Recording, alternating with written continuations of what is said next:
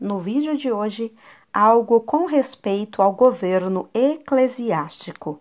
Um texto publicado no jornal Mensageiro da Paz entre os meses de outubro e novembro de 1959, escrito pelo pastor Alcebiades Pereira Vasconcelos. Seja bem-vindo ao Diário Pentecostal Historiando, análise histórica e crítica sobre o movimento pentecostal brasileiro. Se inscreva no canal e siga nossas redes sociais. O povo que não conhece a sua história está condenado a repeti-la. Havendo feito publicar um ligeiro estudo sobre o ministério cristão em nosso periódico, aventuramo-nos a acrescentar-lhe as notas seguintes, sempre com o propósito exclusivo de manifestar convicções pessoais e, consequentemente, sem o alvo de dogmatizar ou polemizar sobre o assunto.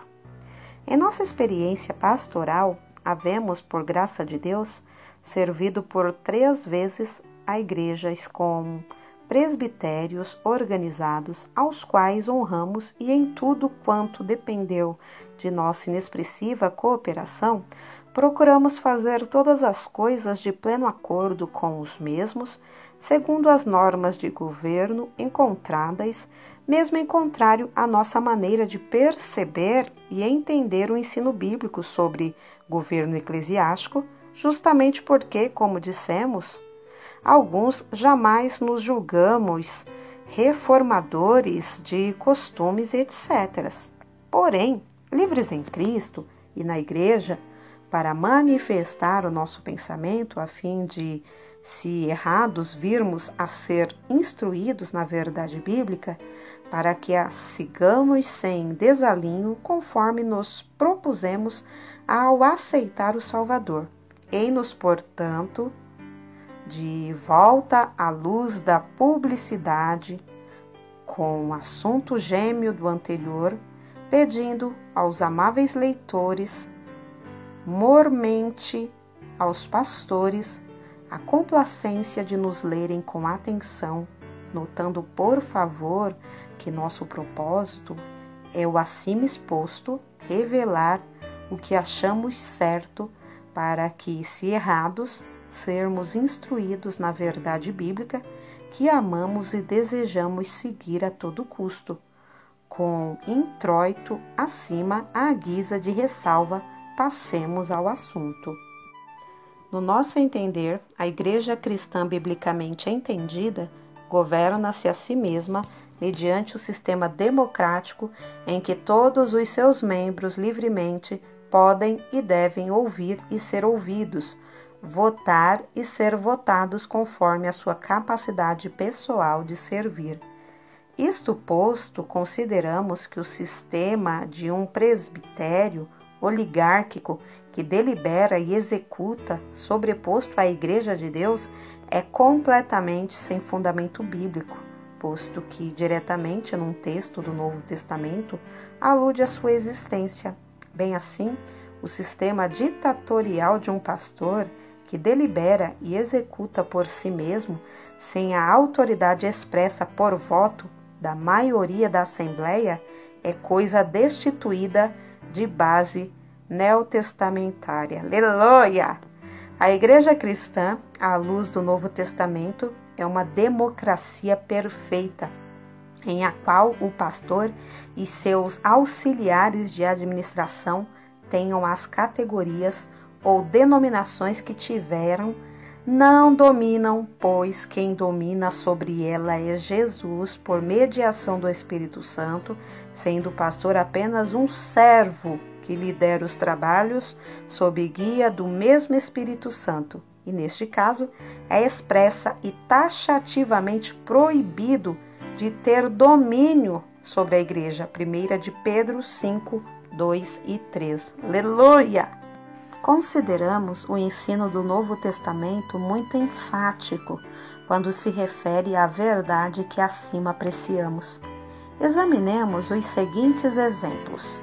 Na aplicação da disciplina, Jesus determina que consideremos a sua igreja como a única autoridade em sentido disciplinar, e, neste sentido, faz caso omisso tanto do pastor como do presbitério, quando determina que, se o membro faltoso não atender ao seu antagonista que o procurar para reconciliação, nem as testemunhas por este apresentadas que o leve diretamente à igreja, e se ele não os atender, dize-os à igreja, e se recusar ouvir a igreja, considera-o como gentil e publicano.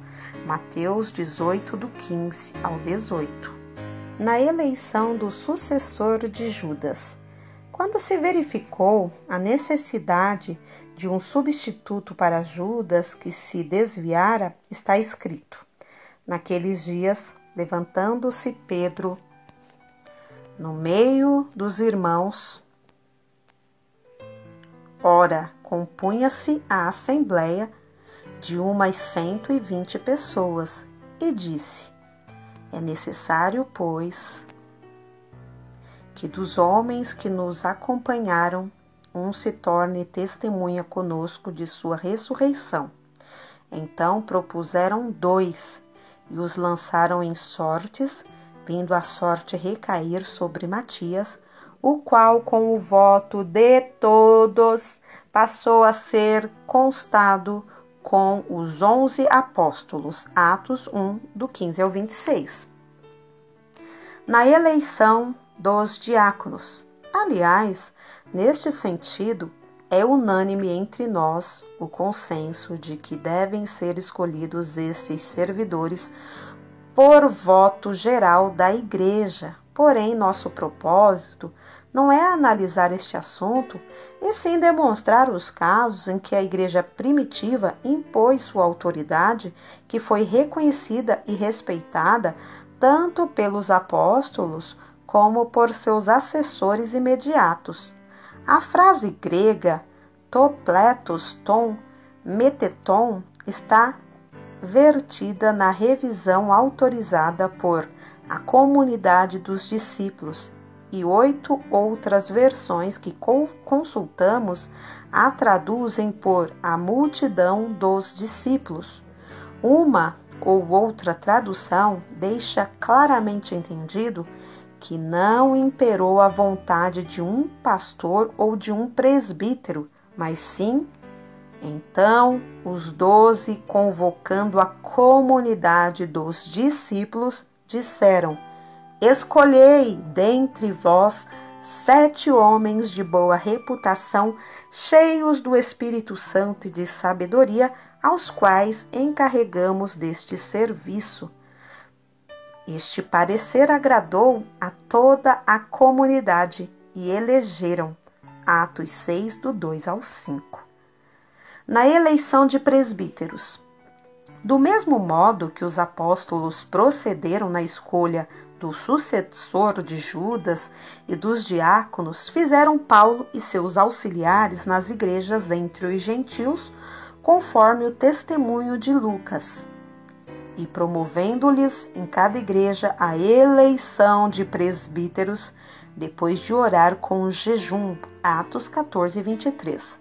Esse texto, em Almeida Antiga, reforça sobremodo o sentido da eleição, que se verifica nesse sentido, quando diz: por comum consentimento, eleito anciãos, o que evidencia haver sido eleições por voto unânime de cada igreja e não somente por mera maioria. Na escolha, envio e assistência a missionários. Diz Lucas, com respeito à evangelização de Samaria, onde estava Filipe, um dos 7 escolhidos pela igreja em Jerusalém, que agora exercia o dom de evangelista. A notícia a respeito deles chegou aos ouvidos da igreja que estava em Jerusalém e enviaram Barnabé até Antioquia. Atos 11, 22. E em Atos 15, 40 está escrito que Paulo, tendo escolhido a Silas, partiu encomendado pelos irmãos à graça de Deus. Acreditamos que irmãos aqui se refere à igreja e não a outrem. Na recepção de relatórios. Do que está escrito no livro de Atos 11, do 1 ao 8, deduzimos que Pedro, embora revestido de autoridade apostólica, sentia-se dependente da igreja em Jerusalém, a quem deu contas pormenorizadas de sua atividade evangelizadora entre os gentios. Chegou ao conhecimento dos apóstolos e dos irmãos que estavam na Judéia que também os gentios haviam recebido a palavra de Deus. Quando Pedro chegou a Jerusalém, os que eram circuncidados o arguiram, dizendo: Entraste em casa de homem incircunciso e comeste com eles.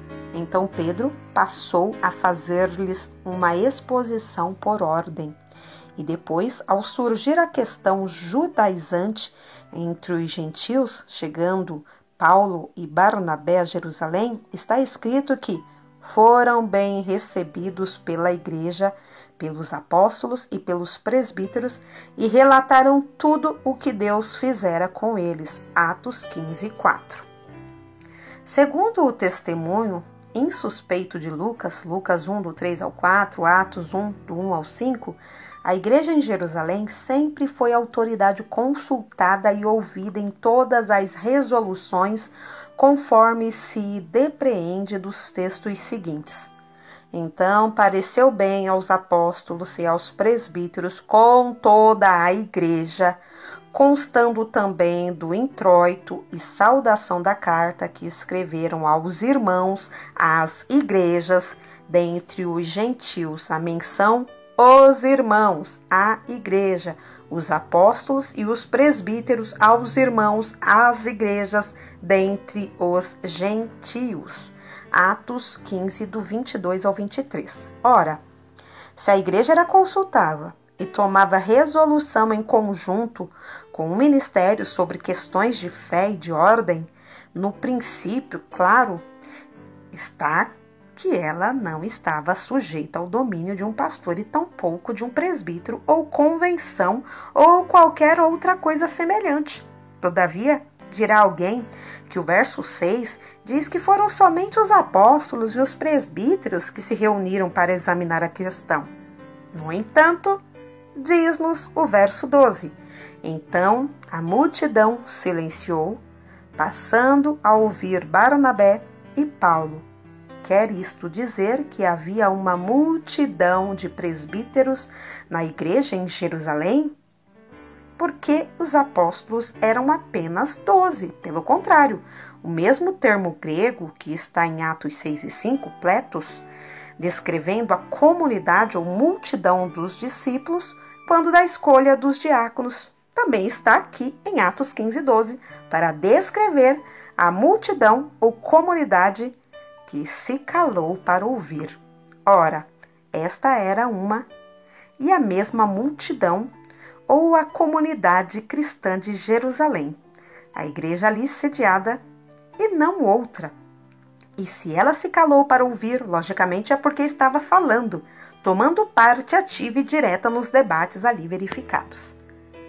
Firmados nas razões acima transcritas, dizemos que, ao nosso entender, a igreja local, assistida pelo Espírito Santo e liderada por seu ministério, é a suprema autoridade humana na esfera espiritual desta vida, reconhecida por Deus no Novo Testamento. E reconhecemos mais que o ministério é constituído de cooperadores de Deus, 1 de Coríntios 13, 9, a serviço das igrejas locais, como servo e não como Senhor.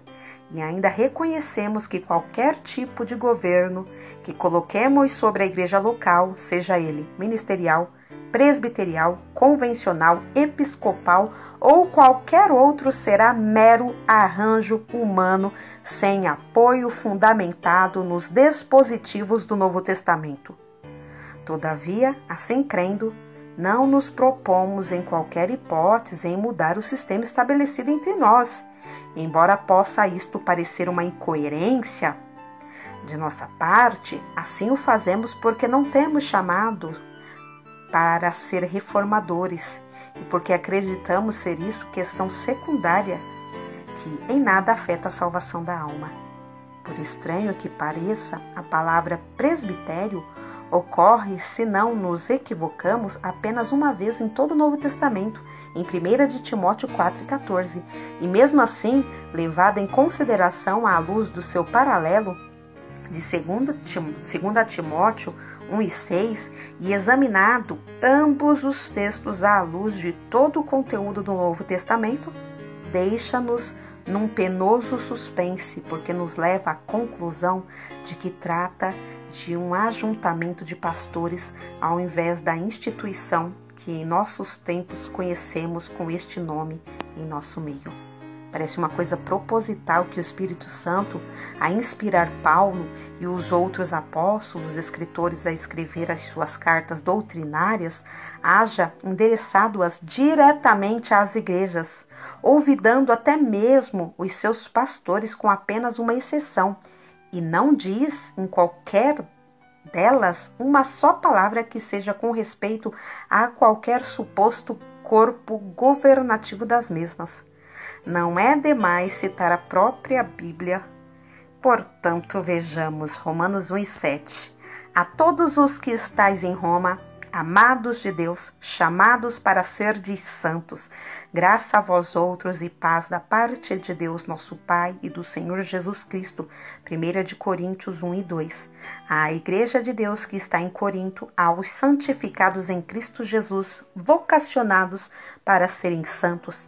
2 de Coríntios 1:1. A Igreja de Deus que está em Corinto e a todos os santos em toda a Acaia.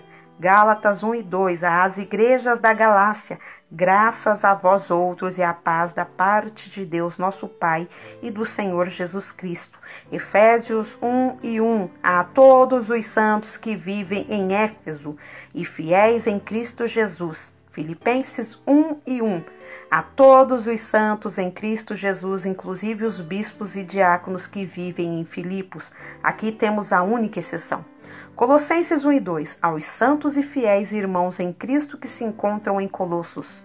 1 e 2 de Tessalonicenses 1:1, a igreja dos Tessalonicenses em Deus Pai e no Senhor Jesus Cristo, graça e paz a vós outros. As 4 cartas pastorais, Paulo as escreveu a 3 ministros do Evangelho e nelas apenas uma vez, conforme nos reportamos acima, alude a presbitério.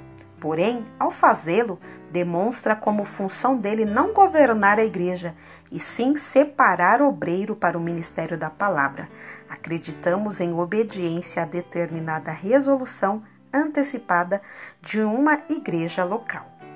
As de Tiago e de 1 Pedro foram endereçadas aos judeus cristãos da diáspora com instruções preciosas, porém nelas também os seus escritores silenciam a particularidade de que nos ocupamos neste estudo. 2 de Pedro foi dirigida aos que conosco obtiveram fé igualmente preciosa na justiça de nosso Deus e Salvador Jesus Cristo.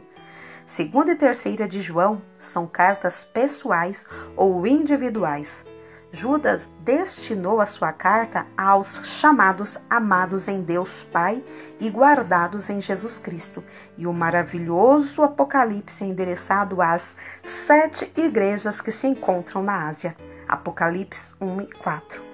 Ainda para concluir este tópico, as 7 cartas contidas em Apocalipse 2 e 3 são destinadas diretamente às igrejas através de seus respectivos anjos, sem a menor alusão a qualquer entidade governativa. Apocalipse 2, do 1, 7, 8, 11, 12, 17, 18 e 29. Apocalipse capítulo 3, versículos 1, 6, 7, 13, 14 e 22. Em adendo ao nosso estudo, passaremos a expressar o que cremos com respeito à teoria que define haver 2 classes de presbíteros com base em 1 de Timóteo 5,17. De acordo com o abalizado conhecedor do idioma original do Novo Testamento, o referido texto, na maioria de nossas versões, é mal traduzido, afirmando, porém, que a edição brasileira, em certo sentido, aproxima-se mais da realidade do que as demais, e nela temos o seguinte: os presbíteros que cumprem bem os seus deveres sejam tidos dignos de dobrada honra, especialmente os que se ocupam na palavra e no ensino. Ponhamos cada elemento à parte e os consideremos desse modo. A primeira parte alude aos presbíteros que cumprem bem os seus deveres. Quais são esses deveres? Leiamos 1 de Timóteo 3, do 8 ao 7, Tito 1, do 5 ao 9, Atos 20, 28, etc. O que vemos nesses textos? Muitos deveres, é verdade, mas no tocante a governar a igreja, não se diz uma só palavra sequer. Deve sim governar, mas a sua própria vida e família. Quanto à igreja, ele deve ter cuidado dela. 1 de Timóteo 13, 5. Ensinar e admoestar. Tito 1 e 9. Apacentar. Atos 20 e 28. Assim, levando em consideração que o presbítero não é um governador e sim um líder, à semelhança de um professor, passemos à outra parte. Sejam tidos por dignos de dobrada honra. Aqui nós temos no original as palavras disples timis, que acreditamos, dentre todas as versões portuguesas, é a de Matos Soares, a mais precisa, pois a traduz por dobrado estipêndio. E tanto é certo isso que os doutos revisores da Bíblia de Almeida colocaram à margem a seguinte nota com respeito à palavra timis: honra ou remuneração. De fato, diz uma autoridade consultada que diplés vem do diplou, que significa pago em dobro, paga, recompensa. Ora, analisando-se esse texto à luz do seu contexto, contido no verso 18, logicamente somos obrigados a admitir a tradução de disples por dobrado e timis por estipêndio, conforme o fez Matos Soares ao traduzir o latim duplice honore. Pois, diz o verso 18, não atarás a boca ao boi quando debulha, e digno é o trabalhador do seu salário. Aqui chegados, perguntamos: por se aludir neste texto aos presbíteros que se ocupam da palavra e do ensino, justifica-se só por isso a existência de outra classe de presbíteros?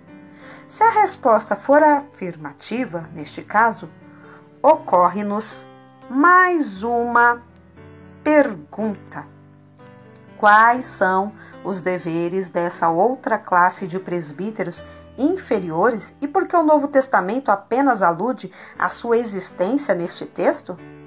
Ao nosso modo de crer, não há aqui duas classes de presbíteros, e sim uma só.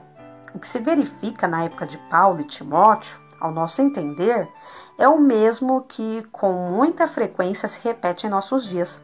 Havia presbíteros que não possuíam o dom da palavra e outros não tinham o dom do ensino, do mesmo modo que atualmente há pastores em idênticas condições. Aliás, os revisores da Bíblia de Almeida traduziram esta frase assim: especialmente os que se afadigam na palavra e no ensino. Se esta é a tradução correta, o contexto nos faz entender que esses presbíteros, mesmo possuindo os dons da palavra e do ensino, davam apenas uma parte do seu tempo aos referidos dons, ocupando-se também de outras atividades das quais certamente auferiam lucro, carecendo, portanto, apenas de uma parte do sustento por parte da igreja. Enquanto outros, sentindo-se constrangidos pela chamada, abandonaram tudo e se dedicaram exclusivamente ao ministério da pregação e do ensino. E, portanto, enquanto aqueles recebiam apenas uma parte do seu sustento oriundo da tesouraria da igreja, manda o apóstolo que a estes que se dedicam exclusivamente ao ministério, a igreja pagasse dobrado salário, isto é, o duplo do que pagava aos primeiros. Esse fato é idêntico a muitos que reconhecemos em nossos dias. Há pastores que têm o dom da palavra e do ensino, no entanto, são funcionários públicos, outros são industriais, comerciantes ou têm profissões liberais das quais oferem bastante lucro para sua manutenção familiar, e alguns recebem apenas uma parte dos proventos que a igreja lhes paga, e outros dispensam tudo por não necessitar. Enquanto que outros, dedicando-se exclusivamente aos serviços espirituais, vêm-se forçados a se arrimar no mandamento que diz: assim ordenou também o Senhor aos que pregam o Evangelho que vivam do Evangelho. 1 Coríntios 9,14. Neste caso, se um que dispõe de um emprego regular recebe também salário da igreja, então, ao que se dedica exclusivamente ao ministério, deve-se pagar o duplo do que se paga ao outro. No tocante ao termo presbítero em si, reconhecemos pelo Novo Testamento haver sido esse o primeiro título dado ao ministro cristão. Atos 14, 23, Atos 15, 4, etc. E admitimos, por inferência, que esse título tenha vindo do hebraico zaken, ancião, através do grego presbúteros, velho, pois é notório que os cristãos hebreus, reconhecendo seus líderes nacionais por este designativo, o usassem para designar os seus líderes espirituais na comunidade cristã. Até aqui, nada vemos demais. Porém, sendo o sistema cristão neotestamentário caracteristicamente congregacional, não no sentido denominacional, mas no que respeita à igreja local, concebamos como um perigo de dupla feição o que queremos ressuscitar para as nossas igrejas, o extinto sinédrio judaico, com a criação de um corpo governativo com a designação de presbitério ou ancionato, baseando-se no sistema oligárquico israelita.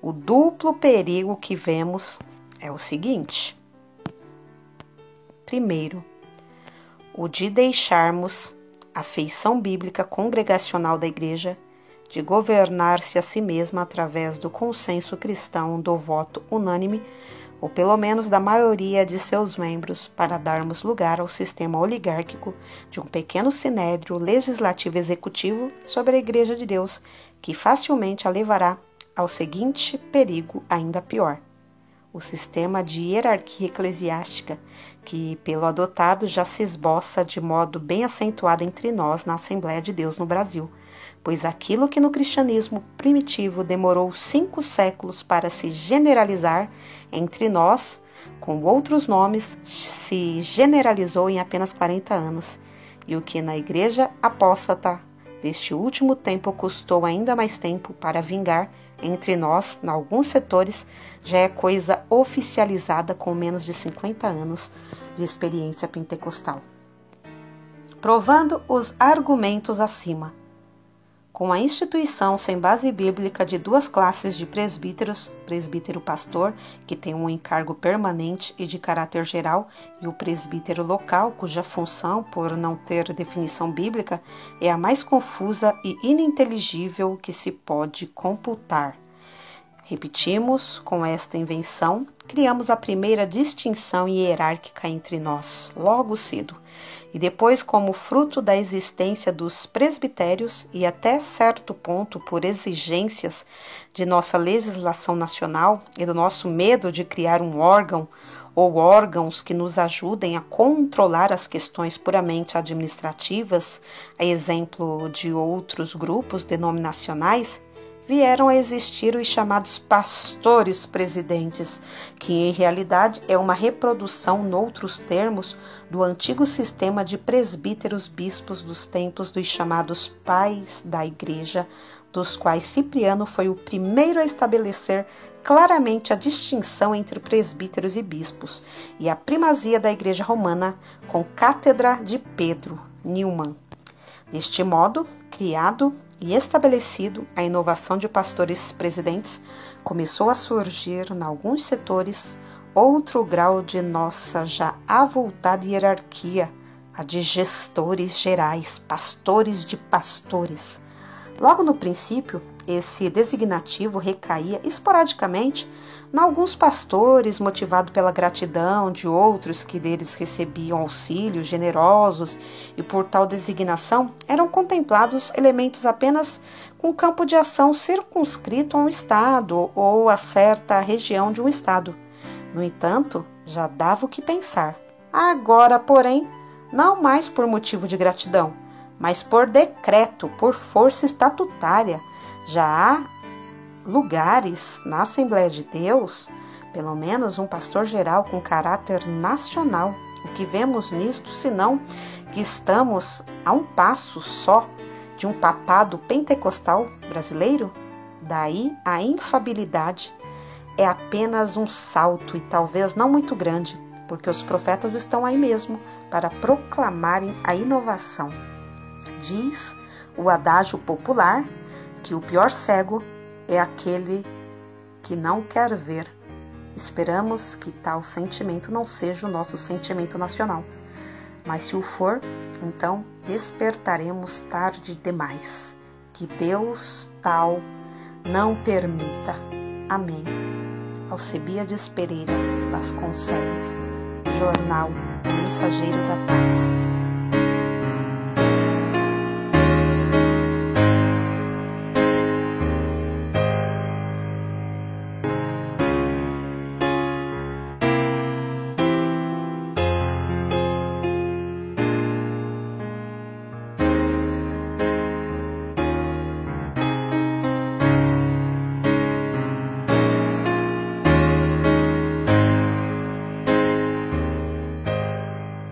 Porque nada podemos contra a verdade, senão pela verdade. Segunda carta aos Coríntios 13:8.